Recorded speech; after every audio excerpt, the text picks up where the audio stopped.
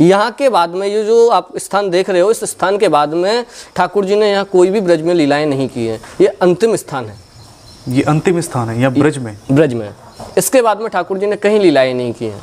ये जो देवकुंड है, देवकुंड, देहकुंड नहीं देवकुंड, ये पहले देवकुंड था। ये देवकुंड है।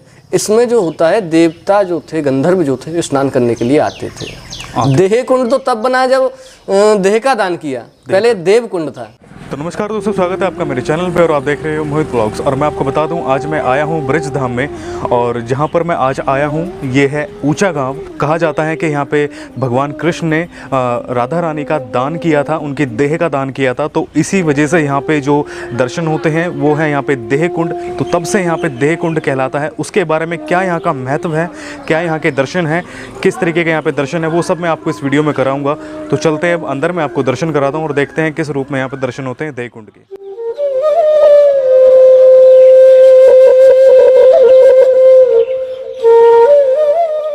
तो मैं आपको बता दूं, आप सामने देख सकते हो, ये है वो जो देह कुंड है। यहाँ पे अंदर जाने के लिए रास्ता, उसके जो मार्ग है यहाँ पे, उसके लिए एक द्वार बनाया हुआ है, आप देख सकते हो सामने।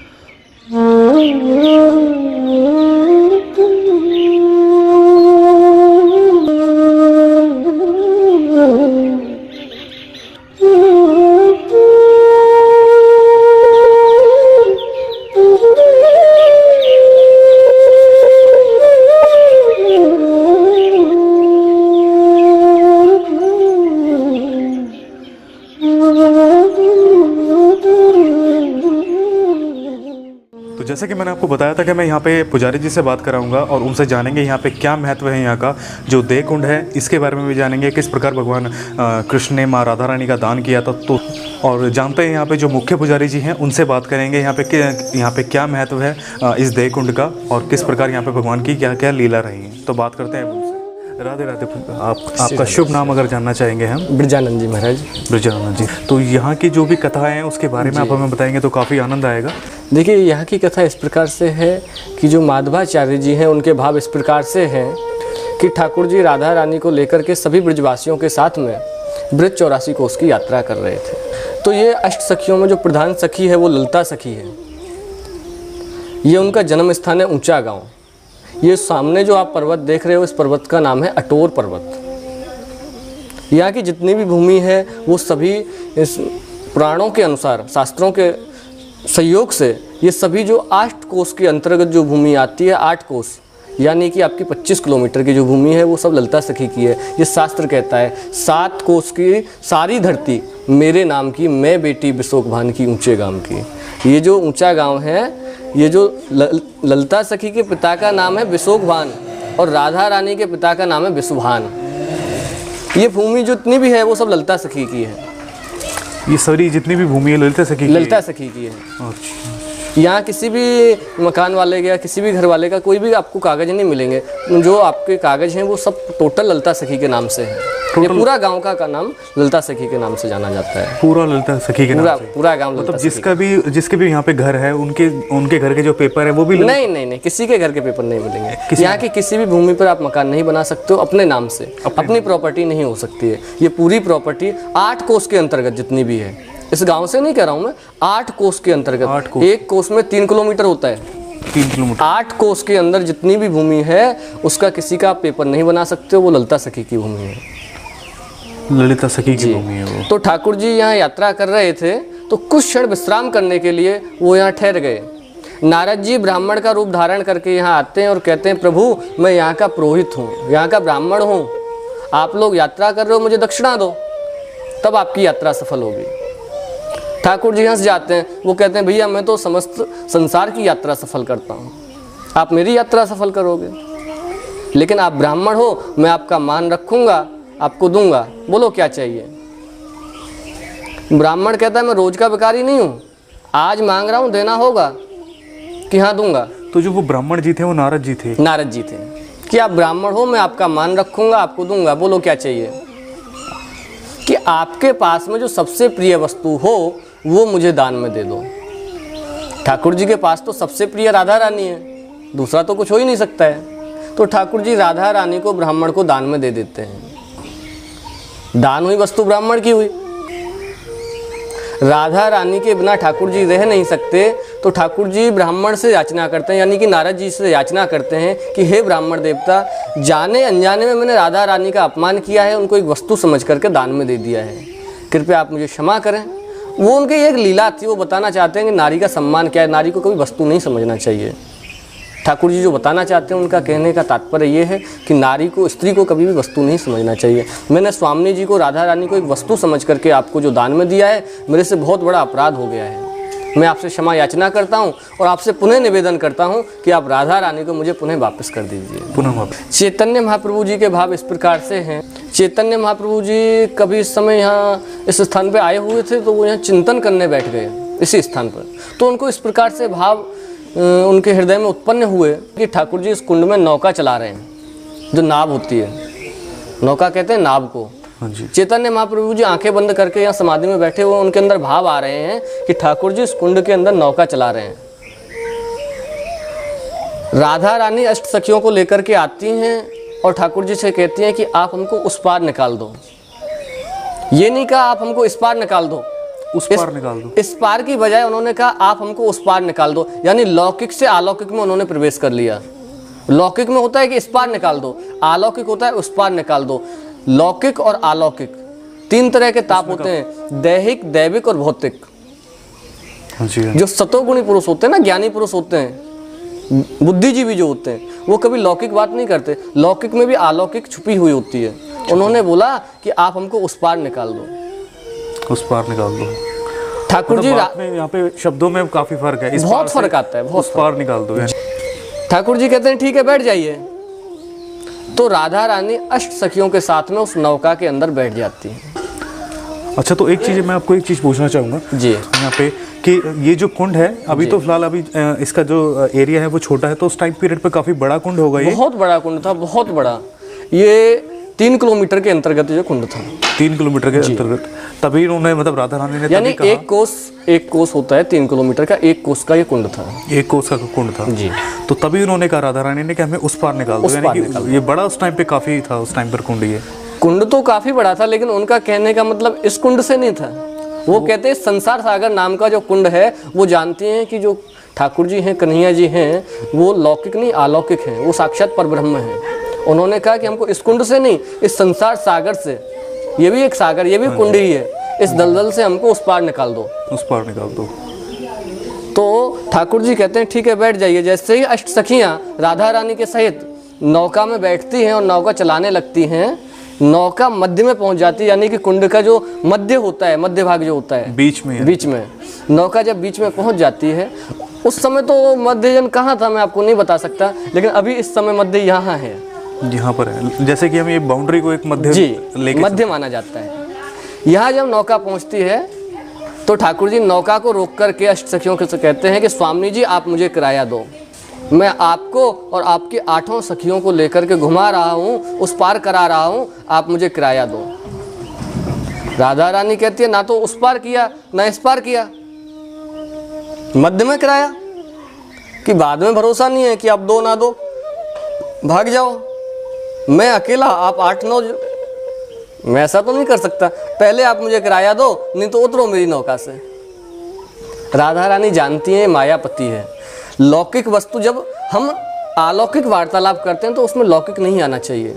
लौकिक में यदि अलौकिक आ जाता है तो भगवान की असीम अनुकंपा होती है। आपसे मैं एक चीज़ ये पूछना चाहूँगा कि काफ़ी जो देखने वाले व्यूअर हैं उनको इसका अंतर नहीं पता होगा लौकिक और अलौकिक में, तो इसका भी आप बता देंगे? लौकिक जो होता है, जो हमारी सामान्य चर्चाएँ होती हैं, सामान्य चर्चाएँ यानी कि हम और आप जो वार्तालाप करते हैं समाज की दृष्टि से, कुछ अशब्द भी बोले जाते हैं, कुछ अनर्गल बातें भी की जाती हैं, और घूमना फिरना, इधर उधर मौज मस्ती का जो भी आपके प्रपंच होते हैं, एक नॉर्मल लाइफ जो होती है, वो ये सब लौकिक में आता है। अलौकिक में सिर्फ हरि का चिंतन किया जाता है, ठाकुर परमात्मा का साक्षात्कार किया जाता है। उसमें आप लौकिक प्रकार के कहीं भी ऐसी कोई बात, ऐसा कोई शब्द नहीं बोल सकते हैं जिससे कि धर्म की हानि हो। धर्म की हानि है, वो अलौकिक में आता है। वो अलौकिक में आता है। जिस समय आप ठाकुर जी का गुणगान करते हो, ठाकुर जी की शरणागति लेते हो, वो अलौकिकता है। वो जानता है कि ये संसार मिथ्या है, इस संसार की सभी जो घटनाएं हैं वो मिथ्या हैं, असत्य हैं। सत्य है तो सिर्फ परमात्मा है,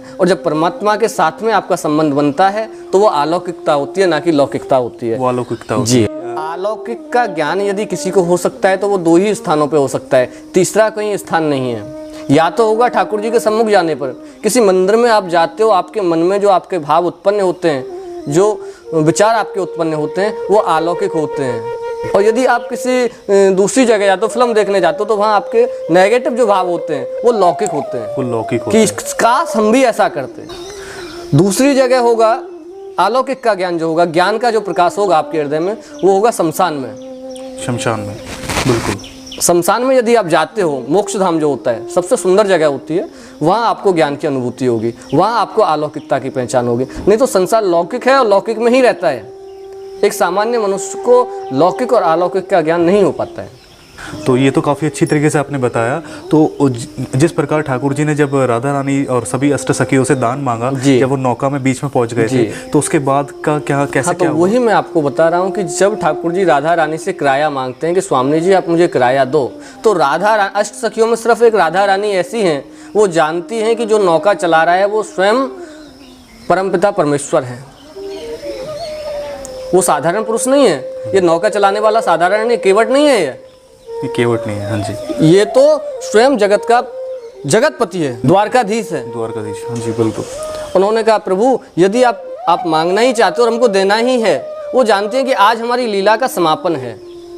यहाँ के बाद में ये जो आप स्थान देख रहे हो, इस स्थान के बाद में ठाकुर जी ने यहाँ कोई भी ब्रज में लीलाएं नहीं की हैं। ये अंतिम स्थान है, ये अंतिम स्थान है यहाँ ब्रज में। इसके बाद में ठाकुर जी ने कहीं लीलाएं नहीं की हैं। इसके जितनी भी लीलाएं की हैं यहाँ से पहले की हैं, यहाँ लीला करने के बाद में ठाकुर जी ने कहीं लीलाएं नहीं की हैं। वो सीधे द्वारका चले गए हैं। वो सीधा द्वारका चले गए यहाँ से, मथुरा से द्वारका। मथुरा से द्वारका। क्यों?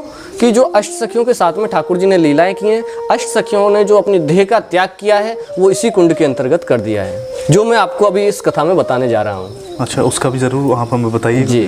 तो ठाकुर जी जब राधा रानी से किराया मांगते हैं, स्वामी जी आप मुझे किराया दो, तो राधा रानी एवं अष्ट सखी अपना तन, मन एवं धन, ये मैं आपको साधारण भाषा में बता रहा हूँ, ऐसा नहीं है कुछ अंतर है इसमें। तन मन धन सभी लोग जानते हैं। जो हमारे आभूषण हमने पहने हुए हैं, ये भी हमारे वस्त्र भी। तन यानी हमारी जो बॉडी है, जो शरीर है, और मन जिसको आत्मा कहते हैं, तीनों ही आपके लिए समर्पण करते हैं, अर्पण करते हैं। तो तीनों ही ठाकुर जी को उन्होंने समर्पण कर दिया जी। कि जिस समय, उस समय का बहुत बड़ा वो होता है, शास्त्रों के अनुसार जो संस्कृति, हमारी जो संस्कृति है, सनातन धर्म है, उसमें समय की बहुत बड़ी ब्रह्मणा है। जिस समय हमारे शरीर के ऊपर जो भी वस्तु, चाहे वो सोना हो, चांदी हो, पीतल हो, लोहा हो, अथवा लौकिक हो या अलौकिक हो, किसी भी प्रकार की वस्तु हो, वो सभी अष्ट सखियों ने ठाकुर जी के लिए प्रदान कर दिया कि तन मन धन सर्वस्व आपका है।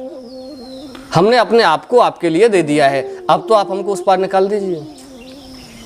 तब भी मध्य में जाने के बाद भी किसी सखी ने या राधा रानी ने ये नहीं कहा कि अब तो आप हमको उस पार निकाल दीजिए, इस पार नहीं, उस पार निकाल दीजिए। उनकी अनन्य भक्ति देख करके, अनन्य समर्पण देख करके, जो व्यक्ति अपना तन मन धन सर्वस्व हमारे अधीन कर देता है, कुछ शेष नहीं बचाया उसने अपने पास, उनकी ऐसी निष्ठा देख करके, ऐसी भक्ति देख करके ठाकुर जी उनको मोक्ष की प्राप्ति कराते हैं। अथवा जो स्वर्ण धातु है, ठाकुर जी के साथ में नहीं जा सकता, वो लौकिक है, संसार का है, संसार बनाने वाला है, हमने और आपने बनाया है, इसलिए वो हम और आपको ही प्रदान कर देते हैं। यानी कि जो इस कुंड के जो मुखिया जी हैं, यहाँ के जो ब्राह्मण हैं, उनके लिए व्यवस्था के लिए, उनके पालन के लिए वो स्वर्ण, जो अष्ट सखियों के जो आभूषण हैं, वो ब्राह्मण के लिए दान में दे देते हैं। वो दान में दे देते हैं ब्राह्मण के लिए। आभूषण उतारने के बाद में जो देह बचता है अष्ट सखियों का, जो शरीर बचता है, शरीर इसी कुंड में मतलब जी समर्पण कर दिया जाता है। जी। अब बचती है आत्मा। आत्मा को देखो साधारण पुरुष नहीं देख सकता, वही लौकिक और अलौकिक की बात है। जो हम देख सकते हैं वो लौकिक है, और जो हम नहीं देख सकते, सिर्फ उसको सुन सकते हैं, चिंतन कर सकते हैं, उसका महसूस उसको कर सकते हैं। जिस तरह हवा को हम देख नहीं सकते, लेकिन उसकी जो हमको हवा लगती है, ठंडक आती है, उसको हम महसूस कर सकते हैं। उसी तरह से आत्मा को हम देख नहीं सकते। देह रूपी जो सखियां हैं वो उस कुंड के अंदर समा जाती हैं, अपने देह का त्याग कर देती हैं, लेकिन जो आत्मा है वो ठाकुर जी के अंदर विलीन हो जाती है, उनको गौलोक धाम की प्राप्ति होती है। ये हमारे शरीर, स्वर्ण का बात नहीं कर रहा हूँ मैं, शरीर, जो शरीर होता है इसका नाम होता है देह। जो हमारी बॉडी है इसका नाम है देह। राधा रानी ने और अष्ट सखियों ने देह का दान किया, इसलिए देह कुंड। ये सामने देह बिहारी जी का मंदिर है, यहाँ पे देव बिहारी जी का भी मंदिर है। और तीसरी जो कथा आती है वो किस प्रकार है? ठाकुर जी राधा रानी को लेकर के ललता सखी से मिलने के लिए आते हैं, या ये कहिए कि ठाकुर जी ललता सखी को लेने के लिए आते हैं महाराज के लिए, उनको रास करना है। जो महाराज होता है, उसी समय ललिता सखी के पास एक ब्राह्मण आ जाता है। वो कहता है कि हे देवी, मेरी एक पुत्री है, विवाह के योग्य है, लेकिन मैं उसकी विवाह नहीं कर पा रहा हूँ, शादी नहीं कर पा रहा हूँ, मेरे पास धन नहीं है। आप राजा की लड़की हो, जो विशोकवान है वो यहाँ के राजा हैं, आप उनकी लड़की हो, आप अपने पिता से यदि थोड़ा सा हमारे बारे में निवेदन करती हैं और हमको थोड़ी सी धन की प्राप्ति हो जाती है, तो हम अपनी बिटिया की विवाह कर सकते हैं। ललिता सखी सब जानती हैं, वो ये भी जानती हैं ठाकुर जी परमात्मा है। उन्होंने कहा मैं किस पुरुष से, पिता है मानते हैं, लेकिन जगत पिता का भी पिता, जगत पिता आज मेरे से यहाँ मिलने आने वाले हैं। आप ऐसा करना, उस समय देह, ये पहले कुंड था, ये जो देव कुंड है, देव कुंड, देह कुंड नहीं, देव कुंड। ये पहले देव कुंड था, ये देव कुंड है। इसमें जो होता है, देवता जो थे, गंधर्व जो थे, स्नान करने के लिए आते थे। देह कुंड तो तब बना जब देह का दान किया, पहले देव कुंड था, देव कुंड था, देव कुंड। तो देव कुंड पर आप आना, वहाँ जगत पिता आने वाले हैं। तो राधा रानी को लेकर के ठाकुर जी जैसी ललिता सखी से मिलने के लिए आते हैं, ललिता सखी इसी देव कुंड के तट पर बैठी हुई हैं, और वहीं पर जो ब्राह्मण है यानी कि नारद जी हैं, नारद जी ही ब्राह्मण का रूप लेकर के आए हैं, उनको लीला करनी है। तो जब नारद जी आते हैं ब्राह्मण का रूप धारण करके, बोला देवी आपने बोला था कि आज जगत पिता आने वाले हैं, कृपया करके आप हमें बताइए कि वो जगत पिता कौन है, क्योंकि हमें अपनी पुत्री का विवाह करना है, हमको धन की अभिलाषा है, आप हमको धन दिलाइए। तो ललिता सखी ठाकुर जी से निवेदन करती हैं कि हे प्रभु, ये जो ब्राह्मण है बहुत ही गरीब है, इसके एक पुत्री है, शादी के योग्य है, लेकिन इसके पास धन नहीं है शादी करने के लिए, कृपया आप इसको धन दीजिए। ठाकुर जी कहते हैं कि देवी मेरे पास जो मेरा धन है, पर्सनल धन जो है, वही लौकिक और एक तो होती है पर्सनल, एक होती है प्रोफेशनल। प्रोफेशनल में सबका है, लेकिन पर्सनल जो लाइफ होती है वो पर्सनल होती है। बोला जो मेरा पर्सनल धन है वो स्वामिनी जी है, यानी राधा रानी है। अच्छा, राधा रानी को ही ठाकुर जी को बताना था, वो दूसरी वस्तु को भी प्रिय नहीं बता सकते हैं, क्योंकि एक बार ठाकुर जी इसी स्थान पे राधा रानी के साथ में बैठे हुए थे, तो उनके मुखारबिंद से इस तरह से कुछ भाव निकले कि देखिए राधे, चंद्रमा कितना सुंदर है। यानी कि राधा के साथ में बैठ कर के चंद्रमा की थोड़ी तारीफ कर दी, थोड़ी सी बड़ाई कर दी, उपमा कर दी, तो राधा रानी रुष्ट हो गई। बोला कि यदि मैंने किसी दूसरे को प्रिय बताया तो राधा रानी रुष्ट हो जाएंगे, और वो ये भी जानते थे कि यदि राधा को प्रिय बताया तो राधा रानी मेरे से चली जाएंगे। तो उन्होंने बोला मेरे जो सबसे प्रिय वस्तु है वो राधा रानी है। राधा रानी को उस ब्राह्मण को दान में दे दिया। ब्राह्मण बोला मैं तो पहले से एक बेटी को लेकर परेशान हो रहा था, दूसरी बेटी आप दे रहे हो, अच्छा, कहाँ से इसका भरण पोषण करूंगा, कहाँ से इसको पालन पोषण करूंगा मैं, मेरे से एक बेटी की शादी नहीं हो रही। राधा रानी का ही दान कर दिया, राधा रानी का ही ब्राह्मण को दान में दे दिया। ब्राह्मण कहता है मेरे पास तो पहले से ही बेटी है, उसका विवाह मैं नहीं कर पा रहा हूँ, उसकी शादी मैं नहीं कर पा रहा हूँ, आप दूसरी बेटी मुझे दे रहे हो, कहाँ से इनका भरण पोषण करूंगा, कहाँ से इनका लालन पालन करूंगा, शादी ब्याह करूंगा। और फिर मैं कहाँ झोंपड़ी में रहने वाला, कहाँ ये राजमहलों में रहने वाली, ये माखन मिश्री खाने वाली, मैं फूल पत्ती इत्यादि खाने वाला, मेरे से इनकी सेवा नहीं होगी।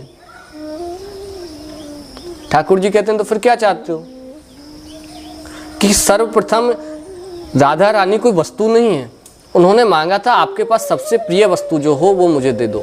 राधा रानी को नहीं मांगा, आपने राधा रानी को वस्तु समझा। ठाकुर जी ये बताना चाहते हैं कि स्त्री की गरिमा क्या है, स्त्री का दान आपने नहीं, ठाकुर जी भी जानते हैं। ये बहुत ही समझने की और सोचने वाली बात है। एक स्त्री को, एक नारी को यदि आप वस्तु समझोगे तो उसका कितना बड़ा दंड आपको भोगना पड़ता है। जो स्वयं जगत पिता हैं, जगत के पति हैं, जो स्वयं नारायण हैं, उनको इसका दंड भोगना पड़ा, तो हम और आप तो एक ब्रजभाषा में कहते हैं ना, यहीं किस खेत की मूली। तो जब ठाकुर जी बताना चाहते हैं कि मैं नारायण होकर के राधा रानी का दान करने पर मुझे इतना बड़ा दंड भोगना पड़ा, तो आप तो साधारण मनुष्य हो, नारी का सदैव सम्मान करो। बोला मेरे से अपराध हुआ है, राधा रानी को जो मैंने दान किया है, हे ब्राह्मण देवता मेरे से अपमान हुआ है, अपराध हुआ है, आप कुछ ऐसा रास्ता बताइए जिससे कि आपको धन की प्राप्ति भी हो और मुझे मेरी राधा रानी वापस पुनः प्राप्त हो जाए। ब्राह्मण कहता है कि मुझे अपनी पुत्री की शादी करनी है, आप ऐसा करो राधा रानी के बराबर स्वर्णदान आप मुझे दे दो और अपनी राधा रानी को ले जाओ।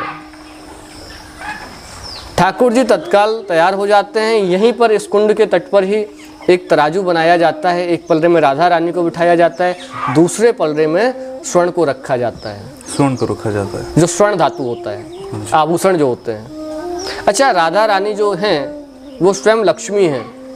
हाँ जी। राधा रानी की तुलना कभी भी स्वर्ण से नहीं हो सकती है।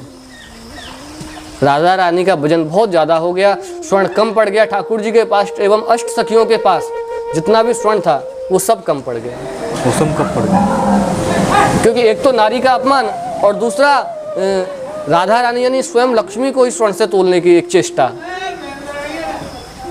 तो जो ललिता सखी हैं वो तुलसी का आह्वान करती हैं, क्योंकि लोहे को हमेशा लोहा काटता है, लकड़ी नहीं काट सकती है। आप पढ़े लिखे विवेकशील हो, आप जानते हो यदि हमको लोहा काटना है तो लोहे की ही आवश्यकता पड़ती है, आरी की आवश्यकता पड़ती है, लकड़ी से हम नहीं काट सकते। बिल्कुल बिल्कुल। राधा रानी लक्ष्मी हैं, हाँ जी, नारायण की पत्नी है। तुलसी जो है वो वृंदा है, पतिव्रता स्त्री है। तुलसी का आह्वान करते हैं यानी वृंदा का आह्वान करते हैं।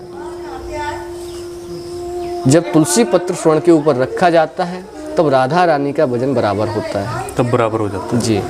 अच्छा, उससे पहले जितना भी स्वर्ण की जो भी मुद्राएं रखी उस पर राधा रानी का बिल्कुल बराबर नहीं हुआ जी।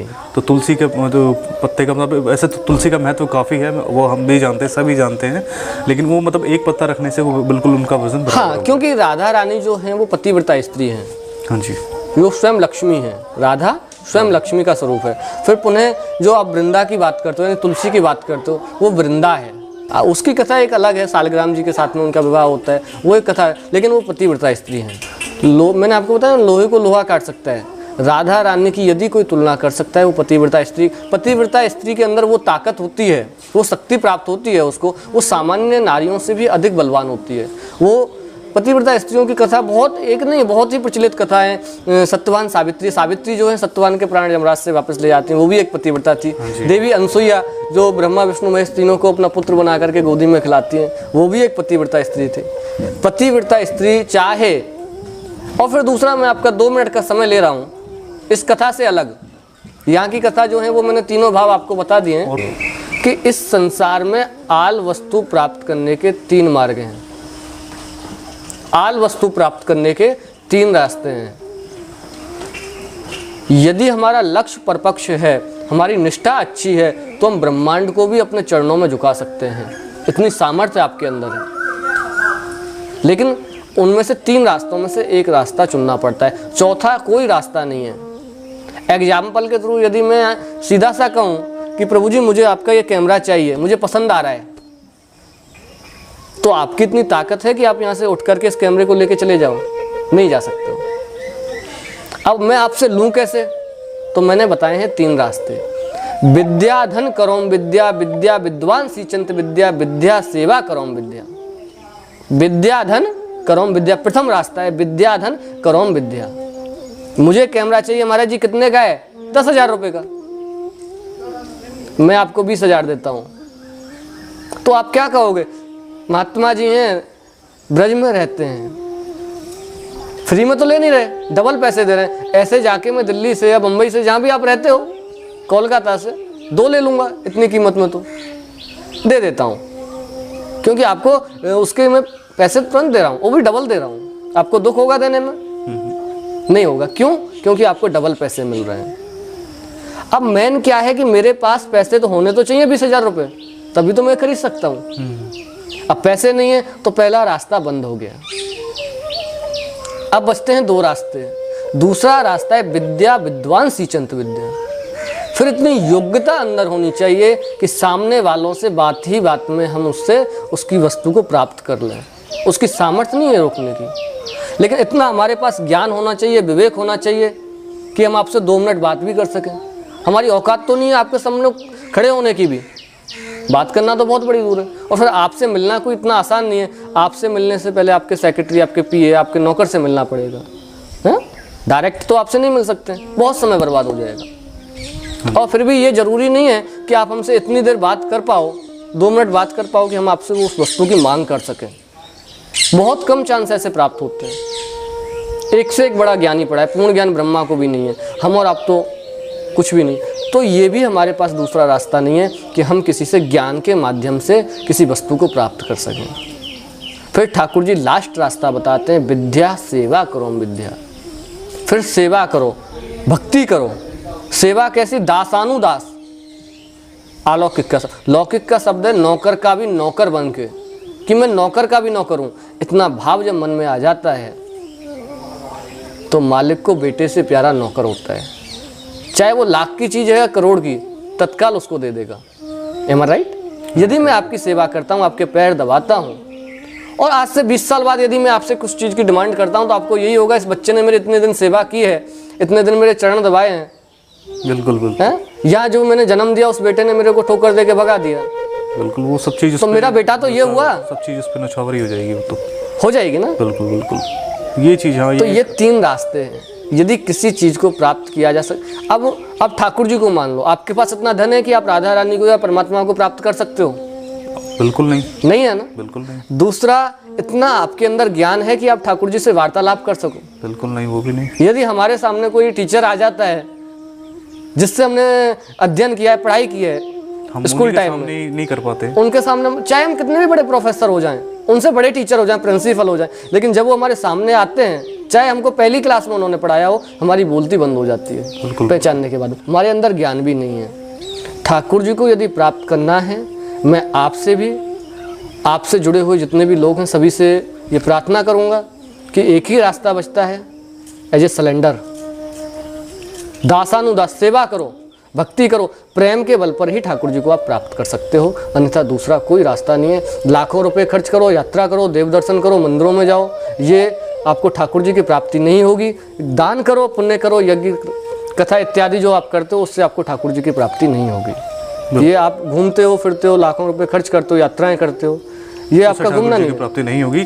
जब तक आपका मन शुद्ध नहीं है, मन शुद्ध नहीं है, तब तक आपकी ठाकुर जी की प्राप्ति नहीं होगी। ये चीज़ तो जो भक्त हैं वो सब जानते भी हैं कि भगवान की भी, भगवान चाहे वो किसी भी भगवान को मानते हैं, भगवान की भक्ति जब आप मन से करते हो, तन से करते हो, तब आपको भगवान की प्राप्ति होती है, उनके आशीर्वाद की प्राप्ति होती है। और जो दर्शन वगैरह जितने भी दर्शन करने जा रहे हैं, वो लोगों के आजकल के भाव ऐसे हो गए हैं कि ज़िंदगी बीत जाती है तो उनकी कामों में बिजी रहते हैं, किसी भी अपने जीवन शैली में, पर जब वो अंत समय की तरफ बढ़ते हैं, तब वो थोड़ा धर्म के लिए आगे आते हैं, वो यात्राएं करते हैं। तो अच्छा ये है कि आप लोग, मैं यही कहना चाहूँगा कि अच्छा ये है कि आप भगवान का भजन भी करें और मन से करें। जब भी आपको दिन में किसी भी घड़ी आपको टाइम मिलता है, आप भजन करें, मन से करें, उनको याद किया करें, और काफ़ी आनंद आता है भजन जब आप करते हो, उनका नाम जपते हो। तो यहाँ के जो पुजारी जी थे, उनके बेटे जी हैं, और इन्होंने काफ़ी अच्छी तरीके से यहाँ का महत्व बताया है। और कुछ अब अंदर के दर्शन और यहाँ पे और भी जो दर्शन है, तो मैं आपको लेके चलता हूँ अंदर और आगे दर्शन कराता हूँ मैं आपको। और यहाँ पे रास बिहारी जी के दर्शन है, मैं आपको लेके चलता हूँ अंदर।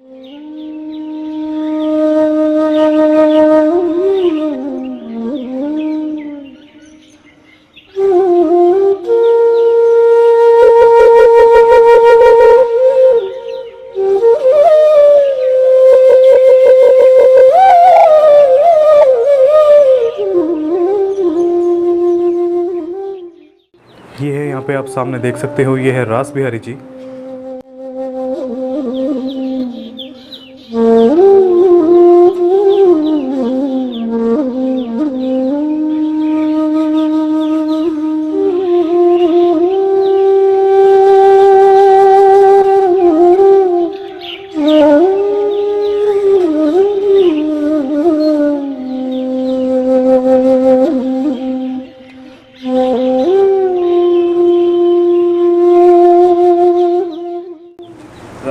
राधे राधे। तो ये जो रास बिहारी जी है ये इनका क्या मैं ऊंचा गांव है, इसका नाम अटोर पर्वत है, ललिता जी का जन्म स्थान है।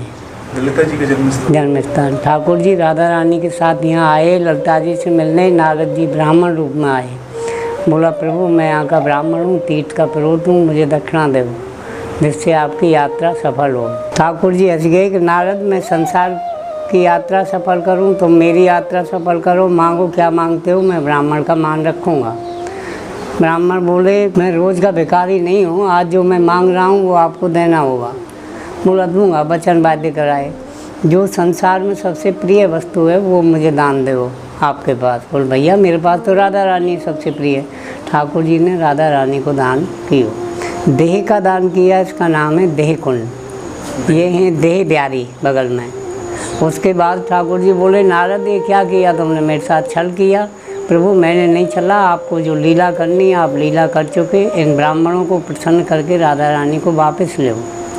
फिर राधा रानी के लिए ब्राह्मणों से विनती करी, ब्राह्मण देवता संसार कल्याण हेतु राधा रानी को वापस करो, इनके बदले जो तुम मांगोगे वो तुमको दूंगा। ब्राह्मण बोले प्रभु जाने अनजाने में शरीर से कोई अपराध हुआ है, जो भूल हुई है, स्वर्ण धातु ऐसी मुद्रा है उससे जीव ओरण होता है, पाप दोष से निवृत्त। तो राधा रानी के बराबर स्वर्ण दान करके राधा रानी को वापस लियो। वापस लेके खुशी में ठाकुर जी ने अष्टसखिन के साथ रास कियो। रास करके ये है रास बिहारी, ये है रास बिहारी। ये पुष्टि मार बल्लभाचार्य के भाव है। माधवाचार्य के भाव इस तरह से हैं कि यहाँ ठाकुर जी नव का विहार कर रहे हैं अष्टसखियों के साथ। मध्य में नाव पहुंची, राधा रानी से किराया मांगो, स्वामी जी मुझे किराया दो नाव का, नाटों सकिन लेके तुम घूम रही हो। राधा रानी मुस्करा जाए, बोली प्रभु न वह पार करी न या पार करी, बीच ही बीच में नाव रोक दी। ज़्यादा आग्रह किया है तो राधा रानी तन मन धन सर्वस्व ठाकुर जी को अर्पण किया है। जब राधा रानी को हृदय से लगाया है, उनकी खुशी में ब्राह्मणों को स्वर्ण दान दिया है, वहाँ तुला दान काट दिया है संत ने। संत के भाव है, लीला है संत के भाव के पीछे। जैसे उनको दिव्य दर्शन ठाकुर जी के हुए वैसे लीला का भाव है, वैसे लीला का भाव है। चैतन्य महाप्रभु के भाव इस तरह से हैं कि गरीब ब्राह्मण था, बेटी सियानी है रही, शादी के योग, धन की याचना की। ठाकुर जी ने राधा रानी की तरफ इशारा कर दिया, करना गोष्ठ मूल्य, मेरा पर्सनल धन राधा है, ले लो। ब्राह्मण ने हाथ जोड़ दिए कि मैं एक कन्या के लिए तो भिखारी रह रहा हूँ, दूसरी कन्या और दे रहे हो, कहाँ से पालन करूँ, कहाँ से भरण पोषण करूँ, कहाँ से शादी ब्याह करूँगा, मुझे धन चाहिए। ठाकुर जी ने धन की इच्छा पूरी की है और राधा रानी के साथ प्रस्थान किया है। ये प्रस्थान किया है, हाँ। तो ये चैतन्य महाप्रभु के भाव है। जहाँ भी जाओ वो 2 सेकंड शांति से बैठो, लीला का चिंतन करो, कहीं ना कहीं ठाकुर जी कृपा पात्र बना लो। ये साधारण भूमि नहीं है, बिल्कुल लौकिक नहीं है, अलौकिक है। इन नेत्रों से यहाँ देखोगे गंदी गलीन के अलावा कुछ नहीं मिलेगा। दृष्टि थोड़ी चेंज करोगे तो कण कण में वो शक्ति एब्जोल है जिसकी खोज में आप घर से यहाँ आए हो। कहीं ना कहीं तो प्रभु कृपा पात्र बनाएगा। आनंद है यहाँ पे, अनंत आनंद है। धीरे धीरे चढ़ोगे सीढ़ी बाय सीढ़ी, कोई चीज़ इम्पॉसिबल नहीं है जिसको आप पॉसिबल नहीं बना पाओ। परमात्मा दूर नहीं है। जिस प्लेस के अंदर आप रह रहे हो, जिस क्लाइमेट में रह रहे हो, जिस एटमॉस्फेयर के अंदर हो राज रहे हो, जहाँ आह्वान करोगे वहाँ ठाकुर जी तुम्हारे साथ है। ठाकुर जी दूर नहीं है। बसर से भक्ति की 9 सीढ़ी है। सबसे फर्स्ट सीढ़ी है आस्था।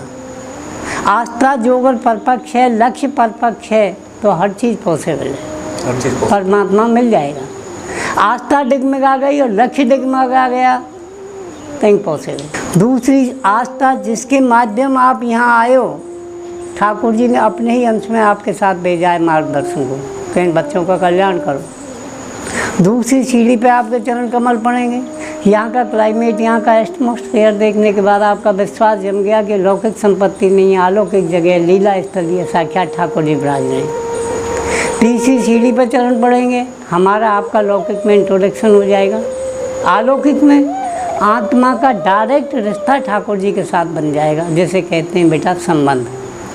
संबंध के बाद श्रद्धा उत्पन्न होती है, प्रभु मैं किस लायक पात्र बनाया हूँ, क्या भेंट करूँ आपको, पान फूल पुष्प यथाशक्ति। नहीं तो हाथ तो गरीब से गरीब जोड़ सकता है, मस्तक झुका सकता है, मस्तक हर एक के लिए नहीं झुकता है, या तो किसी महापुरुष को या माँ बाप को या परमात्मा को। मस्तक झुकाने में तन भी दे दिया, मन भी दे दिया, धन भर भी दे दिया, सब कुछ आपने नौछावर कर दिया सर्वस्व। श्रद्धा के बाद में जब भक्ति जन्म लेती है, भक्ति माँ है, परमात्मा पिता है, माँ बाप का मिलन होगा, संतति पैदा होगी, फर्स्ट पुत्र होगा ज्ञान। दूसरा इमीडिएटली वैराग्य, विवेक के द्वारा। वो वैराग्य या तो शमशान में होता है क्षण मात्र को, या देव दर्शन के सन्मुख जब एकाग्र चित्त है के बैठोगे। वैराग्य के बाद सीधा जीव समर्पण, 8वीं स्टेज। तन मन धन सब कुछ तेरा है, मैं अज्ञान हूँ, अंधकार में हूँ, मुझे प्रभु प्रकाश में लाओ। बहुत पीछे रह गया। लास्ट जो 9वां सूत्र है उसका नाम है समर्पण के बाद में अत्वभ्यम। अत्वभ्यम में आत्मा और परमात्मा दोनों के बीच में जो अंधकार की दीवार है वो नष्ट हो जाती है जब प्रभु कृपा करे, हम कृपा पात्र बने। किनके माध्यम? जिन्होंने आस्था प्राकट की है उनके माध्यम। यहाँ नहीं तो नंदगांव, नंदगांव नहीं तो वृंदावन, कहीं तो परमात्मा की दृष्टि हमारे ऊपर पड़ेगी जो हमारा जीवन कृतार्थ होगा। जहाँ भी जाओ बेटा चिंतन करो, कहीं ना कहीं प्रभु कृपा पात्र बनाए। तुम्हारे दिमाग में नशा हो हम पैसे की ताकत पे आए, इम्पॉसिबल। शरीर की ताकत पे आए, इम्पॉसिबल। पॉसिबल क्या है? करोड़ों जन्मों के जब पुण्य उदय हुए तो ठाकुर जी ने अपने चरणार बिंदों में कुछ क्षण का वास दिया है। तो चिंतन डायरेक्ट उनके चरणों में लगाओ, कहीं ना कहीं कृपा पात्र हो।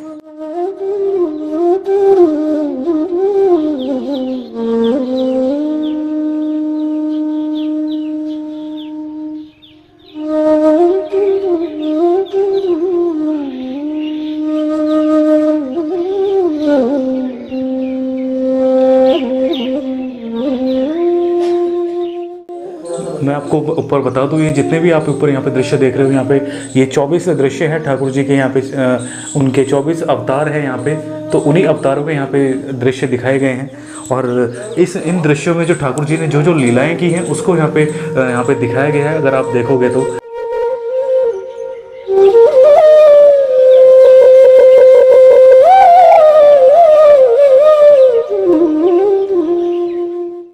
मैं नीचे दिखा दूं तो आपको यहाँ पे वैनी शंकर के दर्शन होते हैं। यहाँ पे कहा जाता है कि जहाँ पे भी भगवान कृष्ण का जो रास हुआ है वहाँ पे महादेव जी आए हैं उनके रास को देखने गोपी रूपों में। तो हर जगह जहाँ जहाँ पे भगवान कृष्ण का रास हुआ है वहाँ पे महादेव जी गोपी के रूप धारण करके आए हैं। और यहाँ पर भी जो यहाँ पे रास हुआ था तो ये वैनी शंकर के रूप में यहाँ पे आए थे। और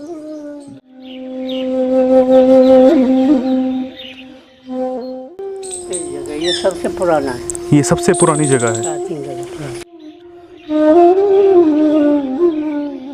जब तक गांव ना बसो उससे पहले से हैं सभी गांव में ये पूजा है। अच्छा, उससे पहले कहीं जब ये गांव भी नहीं बसा? सभी करते हैं, महादेव जी के रूप में करते हैं। महादेव जी के रूप में करते हैं। तो मैं एक बार आपको नज़दीक से दर्शन करा देता हूँ यहाँ पे। तो ये जो पीछे यहाँ पे ये रखे हुए हैं पत्थर, ये किस चीज़ के हैं? किस रूप में? ठाकुर जी महादेव के रूप में, महादेव के पूजन है। अच्छा, इसका कण कण ही गिरिराज है, तिलकण महादेव है, ये कोई साधारण चीज नहीं है।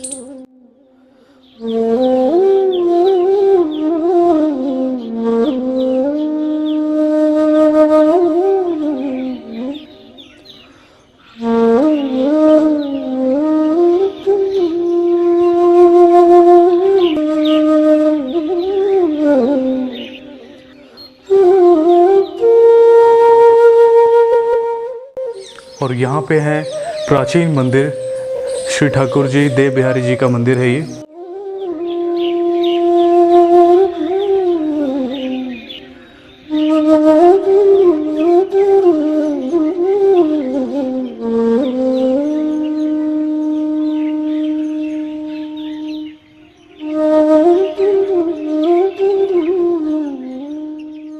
और मैं आपको बता दूं जो यहाँ के मुख्य पुजारी जी हैं वो भी यहाँ पे अभी नहीं है, वो उस समय अभी वो कहीं गए हुए हैं। तो इसी वजह से यहाँ पे आपको ताला देखने को मिला है, लेकिन मैं आपको यहाँ पे दर्शन करा देता हूँ।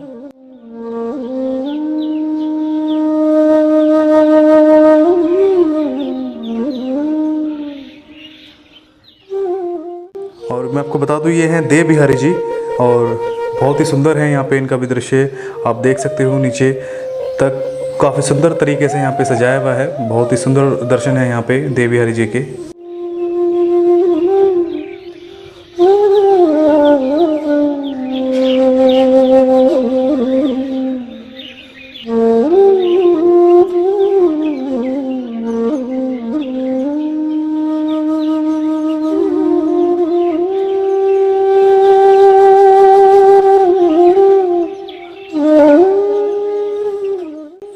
बता दूं ये वही चित्र है जो आप सामने देख सकते हो। भगवान कृष्ण ने जो राधा रानी का जब दान किया था तो, और जब दान करके वो ब्राह्मण को दान दिया था तो ब्राह्मण ने जब मना किया कि मेरे पास तो पहले से एक पुत्री है, आप मुझे दूसरी पुत्री दे रहे हो, तो भगवान ने सोने के बराबर में राधा रानी के बिल्कुल वज़न के हिसाब से तराजू में सोना तोला और तब ब्राह्मण को सोना दिया और तब ब्राह्मण ने भगवान कृष्ण को राधा रानी वापस करी। तो ये उसी तराजू को यहाँ पे दिखाया गया है ताकि आप इस चीज़ को समझ पाओ अच्छी तरीके से। यहाँ पे भगवान कृष्ण ने स्वर्ण दान करके राधा रानी को वापस लिया था ब्राह्मण से।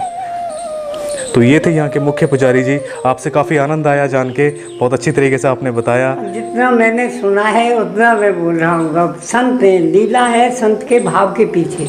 जैसे दिव्य दर्शन ठाकुर जी के संत को हुए वैसे लीला को भाव है, वैसे लीला का भाव है। ब्रज के कण कण में वो शक्ति समाई हुई है। जिस भाव में देखो वह भाव में प्रभु तुम्हारे साथ, जिस भाव में सच में, जिस भाव में प्रभु।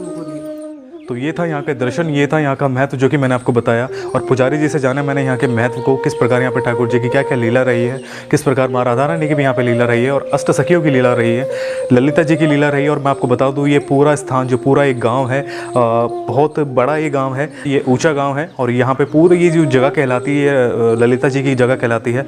काफ़ी आनंद आया यहाँ पर जान के। आपको कैसा लगा यहाँ का वीडियो, यहाँ का व्लॉग, प्लीज़ कमेंट्स में ज़रूर बताना। और अगर वीडियो अच्छा लगा है तो वीडियो को लाइक करना, वीडियो को शेयर ज़रूर करना ताकि दूसरों तक भी ये वीडियो यहाँ का महत्व जा सके। और मिलते हैं ऐसे किसी नई वीडियो के साथ में, तब तक अपना ख्याल रखिए और देखते रहिए मोहित व्लॉग्स। आगे ब्रजधाम के वीडियोस ऐसे ही आते रहेंगे, तो प्लीज़ मेक श्योर कि आपने चैनल को सब्सक्राइब किया हो और बेल आइकन को भी जरूर प्रेस करना ताकि आपको सारे मेरे अपडेट मिलते रहें। आप मुझे इंस्टाग्राम और फेसबुक पर ज्वाइन कर सकते हो, दोनों के लिंक्स आपको डिस्क्रिप्शन बॉक्स में मिल जाएंगे। तो आज की वीडियो में फ्रेंड्स बस इतना ही। जय श्री कृष्णा।